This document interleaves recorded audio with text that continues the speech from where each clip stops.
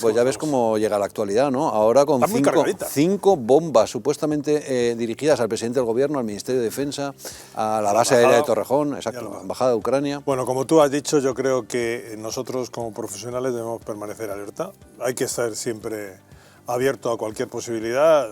Evidentemente el hecho de que sean un menor explosivo, un explosivo apenas sin ningún tipo de intensidad, pues hombre, hace pensar que casi va más de farol que de otra cuestión, ¿no? Que de ser agresivo. No lo sabemos. Ya tenemos, como tú bien decías, antecedentes de que han pretendido tomarnos el pelo con sobres que han llegado misteriosamente a donde no tenían que llegar. Y luego las fechas, ¿eh? Pero eso de que el presidente del gobierno recibiera esa carta bomba el pasado día 24 y ya hemos esperado hasta hoy, ¿eso por qué? Es que todo, es que pensar mal es libre, pero que coincida con toda la movida absolutamente el hecho de que aparezcan las bombas, con toda la movida política, pues como comentaba anteriormente con otros compañeros, la realidad es que en los medios de información el tiempo está limitado. Cuanto más hablemos de una cosa, menos hablamos de otra. Claro. Por lo tanto, si ahora vamos a estar hablando todo el rato o de Irene Montero o de los sobres bomba, dedicaremos menos tiempo a hablar de los presupuestos, de la secesión y de otros temas que realmente son muy importantes. Y de los violadores que salen a la calle como consecuencia de la ley Sánchez Montero. Bueno, Pablo Pérez, ¿qué tal? Portavoz de Jupol, muy buenas. Hola, buenas. Bueno, tenemos muchas ganas de conocer su opinión sobre todo este lío, porque en su boca ha escuchado la rueda de prensa del secretario de Estado y tiene criterio. Pero si me permite, vamos a ir antes al Congreso de los Diputados, porque ahora mismo se está produciendo el debate sobre el presupuesto. Artículo 5 de la Ley 38/2015 en lo relativo a la incorporación de un nuevo texto como penúltimo párrafo de su apartado 1. Comienza la votación.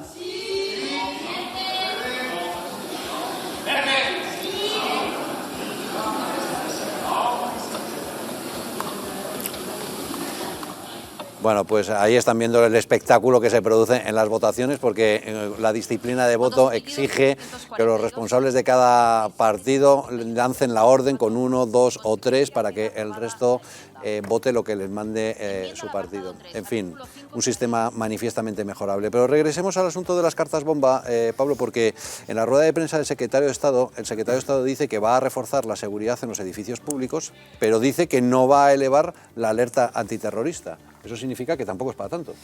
Bueno, efectivamente, vemos unas declaraciones que nos llaman poderosamente la atención, por lo menos a nosotros en este sentido, ¿no? Uno de ellos, y sobre todo más llamativo, es que el día 24 se reciba un artefacto explosivo a nombre del presidente del gobierno y no tengamos conocimiento hasta hoy, después de haber descubierto los otros 4 o 5 artefactos que se han descubierto, ¿no? Eso nos llama poderosamente la atención. Creemos que no es algo muy lógico, siempre y cuando pues, aparece ese artefacto dirigido al presidente, y sobre todo nos informa pues, a los que estamos realmente en la calle haciendo frente a esta seguridad, ¿no? Creo que si se hubiese informado de esto, quizá se podría haber evitado pues, las lesiones, aunque sean leves, que ha sufrido este miembro de seguridad de la Embajada de Ucrania aquí en España, ¿no? Que se podrían haber puesto otros medios y se hubiese avisado y haber detectado ese artefacto. También le han preguntado al secretario de Estado de Seguridad cuál es el grado de la potencia pirotécnica que tenía lo que se ha detectado, y ha dicho que es por lo que me ha parecido entender, que es de baja intensidad. Vamos, básicamente que era un petardo.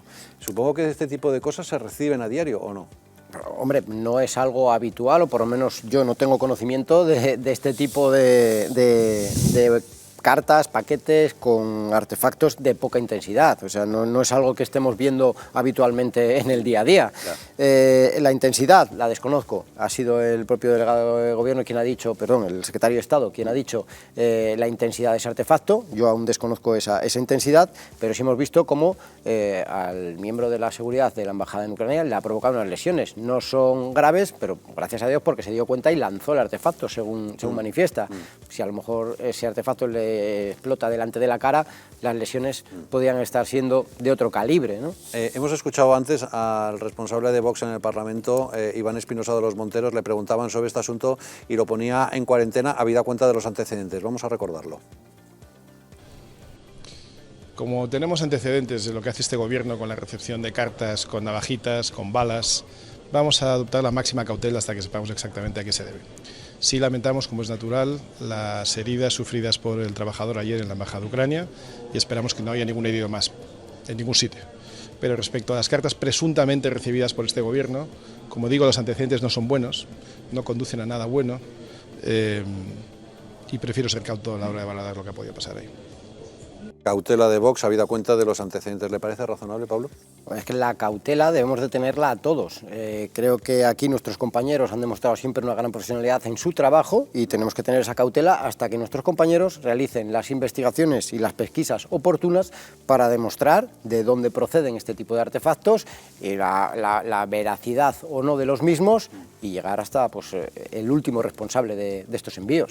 Lo que es importante es aclarar cuanto antes, como decía Pablo, que si la carta del 24 de noviembre llegó antes o después de la del 1 de diciembre. Llegó antes, sí, lo ha dicho el secretario, esto. Claro.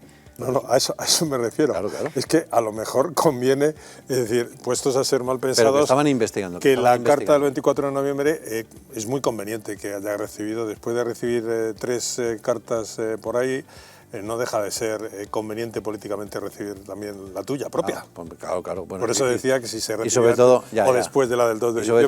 Y sobre todo victimizarse, pues a lo mejor también tiene su rédito político. Pero hay otro asunto desde el punto de vista de seguridad que nos ha llamado la atención, porque en la pasada oleada de este tipo de informaciones, cuando recordarán, aparecieron aquellas navajas, etcétera, se planteó el problema de seguridad en correos. Y ahora nos volvemos a plantear el mismo problema. ¿Y qué pasa? ¿No se ha corregido esa situación, Rocío Hernández?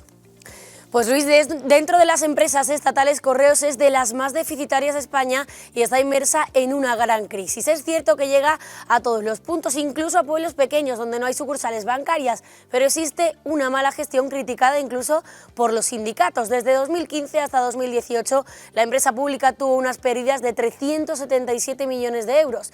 Aunque es cierto que en 2019 su saldo fue positivo, cerró con unas ganancias de 13 millones de euros, terminó también el año siguiente, 2022, con 264 millones de euros en pérdidas. En 2021 también acabó con pérdidas de 77,87 millones de euros, más del doble de lo previsto.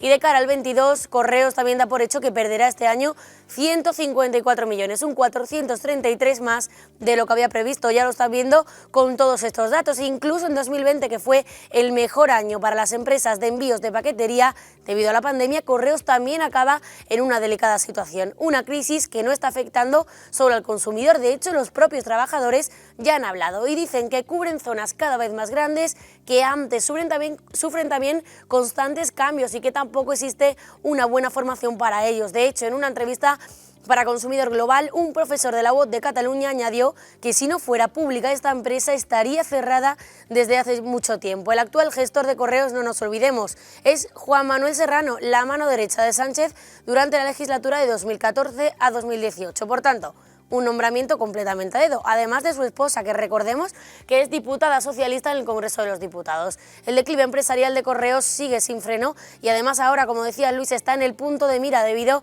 a los posibles fallos de seguridad en los escáneres, ya que no han detectado los sobres bomba que están llegando con amenazas.